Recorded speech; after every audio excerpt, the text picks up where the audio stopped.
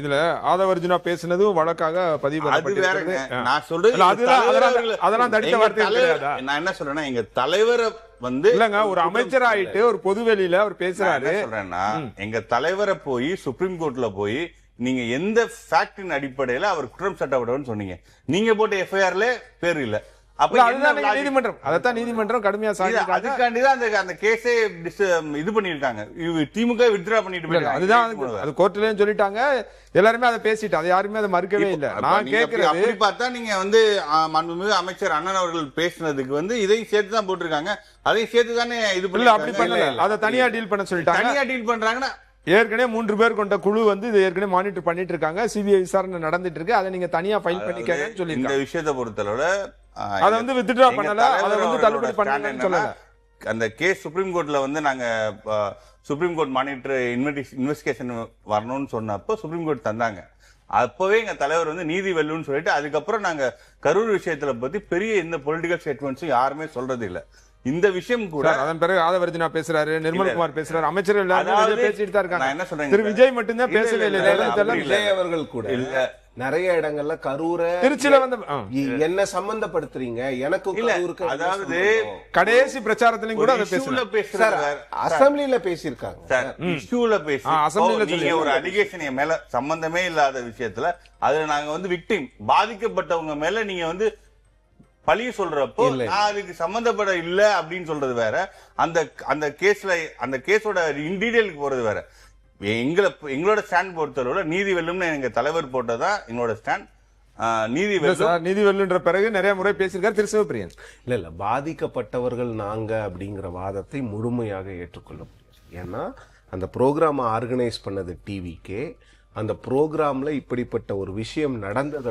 இறந்தவங்க வந்து எங்க தொண்டர்கள் அந்த அடிப்படையில எங்க தலைவரை பார்க்க வந்தவங்க தொண்டர்கள் விக்னேஷ், நான் பேசிடுறேன். திரு தார்மீக பொறுப்பு தாவேக்காவுக்கு இருக்கு. முதல் இங்க பிளேம் பண்ண வேண்டியது government of the day, the DMK government. ரொம்ப தெளிவா சொல்றேன், government of the day DMK government ப்ராப்பரா போலீஸ் ப்ரொடெக்ஷன் கொடுத்து அந்த விஷயத்தை தவிர்த்திருக்க வேண்டும். அது வந்து அசம்பாவிதம் நடந்திருக்க கூடாது, அதுல எந்த மாற்று கருத்துமே கிடையாது. ஆனால் தாவேக்காவுக்கு அதுல ஒரு தார்மீக பொறுப்பு ஒண்ணு இருக்கு. தார்மீக பொறுப்பு ஏன்னா, நீங்க கூப்பிட்டீங்க, உங்களை பார்க்க தான் அந்த மக்கள் வந்தாங்க. அது மட்டும் இல்லாமல் தாவேக்காவினுடைய பொதுச் செயலாளர் இன்றைக்கு அமைச்சர் திரு ஆனந்த் அவர்கள் வந்து 12:30 மணிக்கு தலைவர் அவர்கள் கரூர்ல உரையாற்றுவாருன்னு அது மட்டும் இல்லாம ட்விட்டர்ல வேற அவங்க போடுறாங்க. அது கேட்டா அது வந்து எங்களுடைய கட்சி நிர்வாகிகளுக்கு மட்டும் சொல்றாங்க, அதெல்லாம் யாருக்கும் தெரியாது. அன்னைக்கு இப்போ திரு ஜோசப் விஜய் அவர்கள் முதலமைச்சர், அன்னைக்கு வந்து அவர் மிக பிரபலமான ஒரு நடிகர், இன்னொன்னு தாவேக்காவுடைய தலைவர். அவரை பார்க்க மட்டும்தான் மக்கள் வந்தாங்க. அப்ப நீங்க 12:30 சொல்லும் போது நீங்க 4:45 5:30 மணிக்கு தான் நீங்க கரூருக்கு வரும் பொழுது, அது மட்டும் இல்லாமல் அங்க வந்து கொண்டிருந்த அந்த நேரத்துல அங்க என்ன நடந்தது, எவ்வளவு மெதுவா அந்த வண்டி வந்தது, ஒரு சில இடங்கள்ல லைட் ஆஃப் ஆயிடுச்சுன்னு சொன்னாங்க. அந்த மக்கள் அங்க இருக்கிறவங்க சொன்னாங்க. அங்க ஒரு பெரும் கூட்டம் இருந்தது, ஆம்புலன்ஸ் உள்ள வந்தது, இது எல்லாமே தெரியும். ஆனா இங்க பிரச்சனை என்னன்னா, பாதிக்கப்பட்டது அந்த 41 பேர் மட்டும்தானே தவிர தாவேக்காவுக்கு வந்து அதுல என்னன்னா, அவங்க வந்து அந்த மாரல் ரெஸ்பான்சிபிலிட்டியை இதுவரைக்கும் எடுத்துக்கொள்ளாததான் இங்க சிக்கலாக இருக்கிறது. அவங்களுக்குன்னு ஒரு மாரல் ரெஸ்பான்சிபிலிட்டி இருக்கு. இப்ப அவங்களுடைய கூட்டம் தான். அதன் பிறகு நடந்த விஷயங்கள் இருக்குல்ல, அந்த எந்த கட்சிகளை அவர்கள் குற்றம் சாட்டினார்களோ அந்த கட்சி தொண்டர்கள் மட்டும்தான் அங்க இருந்து, நான் அந்த ஹாஸ்பிட்டலுக்கு போயிருந்தேன் சார் மறுநாள் காலையில, இங்க இருந்து சென்னையில இருந்து கிளம்பிட்டு, அங்க இந்த கட்சி தொண்டர்கள் தான் தண்ணி கொடுக்கறதுல இருந்து அந்த உறவினர்களுக்கு எல்லா வேலையும் செய்தாங்க. தாவேக்கா வந்து தலைவர் திரு விஜய் அவர்கள் அன்னைக்கு வந்து நான் 20 லட்சம் ரூபாய் நிவாரணம் கொடுக்கிறேன் சண்டேவே அனௌன்ஸ் பண்ணிட்டார். ஆனா தாவேக்காவினுடைய நிர்வாகிகள் அந்த குடும்பங்களை சென்று சந்திப்பதற்கு கிட்டத்தட்ட 1 வாரத்திலிருந்து 1.5 வாரம் ஆனது. அதன் பிறகு இவங்க பணம் கொண்டு போய் கொடுத்தாங்க, விஜய் அவர்கள் எல்லாரையும் அழைத்து பேசினார், இதெல்லாம் வேற. ஆனா அந்த தார்மீக பொறுப்பு அப்படிங்கிறது இருக்கு. இப்ப கூட நான் பேசுறேன், லீகலா பாத்தீங்கன்னா தாவேக்காவுக்கு இதுல எந்த தாவேக்காவினுடைய அந்த 3 பேர் குற்றவாளிகளாக சேர்க்கப்பட்டிருக்கிறார்கள். தாவேக்காவினுடைய தலைவர் முதலமைச்சர் திரு ஜோசப் விஜய் அவர்கள் வந்து விட்னஸா தான் கூப்பிட்டிருக்காங்க. நீங்க என்ன பாத்தீங்க, நீங்க போகும்போது என்ன விஷயம் நடந்திருந்தது, நீங்க போகும்போது சிச்சுவேஷன் எப்படி இருந்தது, அங்க உங்களுக்கு ஏதாவது தெரிஞ்சுதா, மக்கள் மயங்கி விழுறத நீங்க பாத்தீங்களா, ஆம்புலன்ஸ் வந்தது நீங்க பாத்தீங்களா அப்படிங்கிற மாதிரி அவர்கிட்ட வந்து நிறைய கேள்விகள், கிட்டத்தட்ட ஒரு 120 130 கேள்விகள் கேட்கப்பட்டிருக்கிறது. எல்லாத்துக்கும் அவர் பொறுமையா 3 முறை போய் பதில் சொல்லிட்டு வந்திருக்கிறார். அதெல்லாம் யாருமே குறை சொல்லலாம். ஆனா இந்த தார்மீக அடிப்படை, தார்மீக உரிமை அப்படிங்கிறது தாவேக்கா கிட்ட இல்லவே இல்லை. நாங்க எந்த தவறுமே பண்ணல, நீங்க சொன்ன டைம்ல போய் நாங்க பேசிட்டு வந்தது மட்டும்தான் எங்களுடைய தவறுங்கிறது வந்து அவர்களுடைய பொறுப்பை தட்டி கழிப்பதாக நான் பார்க்கிறேன். இல்ல இந்த விஷயத்தை பொறுத்தளவுல அருமை நான் தற்போதைய மின்சாரத்துறை அமைச்சர் அவர்கள் ஏற்கனவே அதில் பிரஸ் மீட்ல சொல்லியிருக்காங்க. நாங்கள் வந்து விடிய கால வரையும் நாங்கள் வந்து அந்த கரூர் எல்லையில தான் இருந்தோம், எங்களை வந்து போலீஸ் வந்து அலோவ் பண்ணலன்னு சொல்லி பிரஸ் மீட்டே கொடுத்துருக்காரு. நான் எங்களோட ஜிஎஸ் மாண்புமிகு நீர்வளத்துறை அமைச்சர், எங்களுடைய கொள்ளைப்பருப்பு ஆதவண்ணா அவர்கள், அமைச்சர் ஆதவண்ணா அவர்கள், சிடிஆர் அண்ணா அவர்கள் 3 பேருமே வந்து அந்த கரூர் எல்லையிலே நாங்கள் வெயிட் பண்ணோம், எங்களை போலீஸ் அலோவ் பண்ணலன்னு சொன்னாங்க. 2வது விஷயம் வந்து என்னுடைய கொள்கைப்பருப்பு பொதுச்செயலாளர் அண்ணன் அவர்கள் வந்து அந்த ஒவ்வொரு வீட்டுக்கும் பாதிக்கப்பட்ட மக்கள் வீட்டுக்கு போய் எங்க தலைவரை போன்ல பேச வைத்தார்கள். அதனால நாங்க அங்க வந்து ஒரு இதெல்லாம் எப்ப நடந்தது இல்ல, நான் என்ன முடிச்சுக்கிறேன், அந்த சம்பவம் நடந்த உடனே எங்களோட தலைவர்கள் போக ட்ரை பண்ணாங்க, டிஸ்ட்ரிக்ட் அட்மினிஸ்ட்ரேஷன் அலோவ் பண்ணல. அதுக்கப்புறம் சம்பவம் நடந்ததுக்கு அப்புறம் அங்க போய் அப்போதைய அமைச்சர் சிலர் வந்து நடித்த நாடகங்கள் உலக அறியும், அவர்கள் செய்த அங்க ஒரு அசாத்திய சூழலை வந்து அங்க இருக்கிற கே கம்பெனியை சேர்ந்த செந்தில் பாலாஜி அவர்களும் அப்போதைய பள்ளிக்கல்வித்துறை அமைச்சர் அவர்களும் ஏற்படுத்தினாங்க.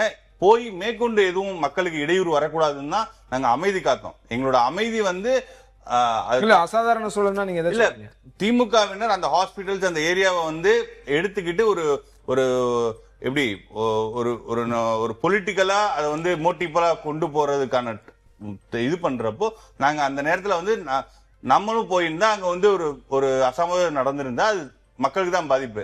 அதனால நாங்க அமைதி காத்தோம்.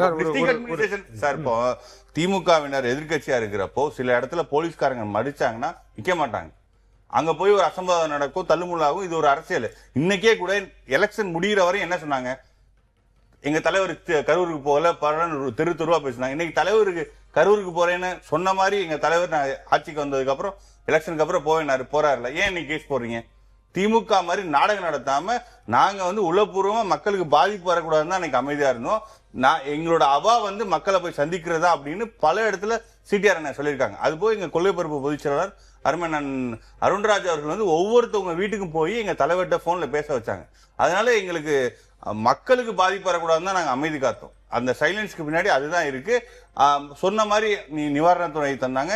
இப்ப தற்போதைய நிதியமைச்சர் அவர்கள் அவரும் அவங்களுக்கான நிவாரணத்தை தந்தாங்க.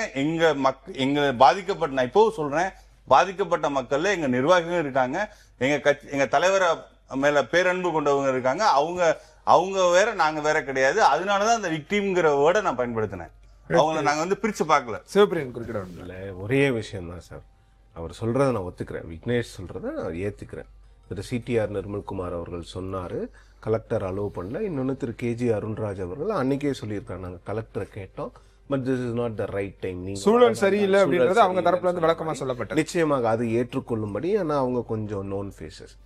இதுல தெரியாத விஷயம் என்னன்னா, நிறைய தாவேக்காவினுடைய இளம் தொண்டர்கள் 20-25 பசங்க நிறைய பேர் அன்னைக்கு ராத்திரி வந்து கரூர் ஹாஸ்பிட்டல்ல இருந்திருக்காங்க. அவங்களுக்கு வந்து தெரியல, என்ன பண்றதுன்னு தெரியல.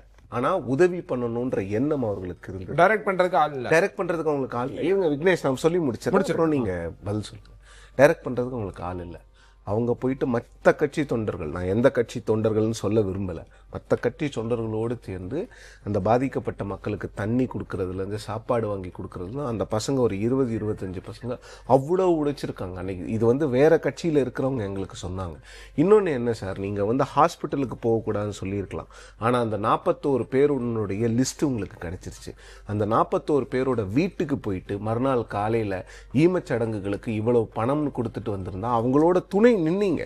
அதெல்லாம் எப்போ 2 வாரம் கழிச்சு திரு கேஜி அருண்ராஜ் அவர்கள் வந்து வீடியோ காலில் பேச வச்சார். எல்லாமே நடந்தது, எதையுமே மறுக்கிறதுக்கு எதுவுமே இல்லை. அந்த நேரத்தில் அந்த நிமிடத்தில் இங்கே என்ன பண்ணீங்கிறதா. ஏன்னா அந்த மக்களினுடைய பிரச்சனைகளை, அவர்களுடைய அந்த துயரங்களை நாங்கள் அங்கே நின்று பத்திரிகையாளர்களாக பார்த்தோம். அவ்வளவு கஷ்டப்பட்டாங்க, யாருக்கிட்டையும் பணம் இல்லை, அது போன்ற விஷயங்கள் இருக்கும் பொழுது அந்த லிஸ்ட்டு வந்துருச்சு. நமக்கே அன்னைக்கு நைட்டு லிஸ்ட்டு வந்துட்ட போது தாவேக்காவுக்கும் அது வந்திருக்கும். அந்த மக்கள்கிட்ட போய் அன்னைக்கு அந்த பணத்தை கொடுத்து விட்டு அவர்களுக்கு உதவியாக அவர்களுடைய தொண்டர்கள் இருந்திருக்கலாம் அப்படிங்கிறதா. வேற இதுல வேற அரசியலா ஒரே ஒரு விஷயம், ஒரே ஒரு பாயிண்ட் சொல்லுங்க. தற்போதைய இயற்கை வள துறை அமைச்சர் அண்ணன் டி.கே. பிரபு அண்ணா வந்து அன்னைக்கு விடிய அந்த பாதிக்கப்பட்ட இடத்துல தான் இருந்தாங்க. தலைவர்கள் தான் அங்க இருந்தாங்க. அன்னைக்கு அந்த பாதிக்கப்பட்ட மக்கள், இறந்த மக்களுக்கு அந்த பிஎம் முடிக்கிற வரையும் அவர் அங்கதான் இருந்தார். அவர் ஒரு இடத்துல கூட சொல்லியிருப்பாரு, அங்க அந்த இடத்துல களத்துல அண்ணன் அவர்கள் இருந்தாங்க. தலைவர்கள் வர ட்ரை பண்ணாங்க, வர முடியல. உண்மையிலே சொல்றேன், மக்களுக்கு நாங்க போய் ஒரு அசம்பாவிதம் நடக்கக்கூடாதுன்னு தான் நாங்க அந்த நேரத்தில் அமைதியா இருந்தோம். ஏற்கனவே ஒரு தாங்க முடியாத இழப்பு, அதை மீறி இன்னொரு நடந்துடக்கூடாதுன்னு தான் நாங்க அமைதியா இருந்தோம். நாங்க இப்பவும் சொல்றோம், திமுகவினர் வந்து தேர்தலுக்கு முன்னாடி என்ன சொன்னாங்க, நாங்க கரூர் போலன்னாங்க. இப்ப நாங்க கரூர் போறத பார்த்து ஏன் பயப்படுறீங்க? கேக் கம்பெனியை சேர்ந்த செந்தில் பாலாஜி எங்க? இது ரெண்டுக்கும் திமுகவினர் பதில் சொல்லட்டும். செந்தில் பாலாஜி லீகலா அதை டீல் பண்ணி இல்ல ஒரே விஷயம் இல்ல, சம்மன் அனுப்பிச்சிருக்காங்க, அவங்க வர்றேன்னு சொல்லுங்க சார். இல்ல சார், இதுல ஒரே விஷயம் என்னன்னா, அமைச்சர் ஆதவ் அர்ஜுனா பேசியது சரியா தவறாங்கிற வாதத்துக்குள்ளேயே தாவேக்காவினர் போமாட்டாங்க. அமைச்சராக இருந்து கொண்டு கரூர்ல கணக்கு தீர்க்கப்பட வேண்டும், கரூர்ல வந்து மக்களை போலீஸை வைத்து கொன்று குவித்தனர் அப்படின்னு சொல்லும் பொழுது அதை எப்படி ஏற்றுக்கொள்ள முடியும்? அதுக்கு ஆதாரம் இருந்தா சிபிஐ கிட்ட எல்லாம் கொண்டு போய் தலைவர் ஸ்டாண்ட் வந்து நீதி வெல்லும்.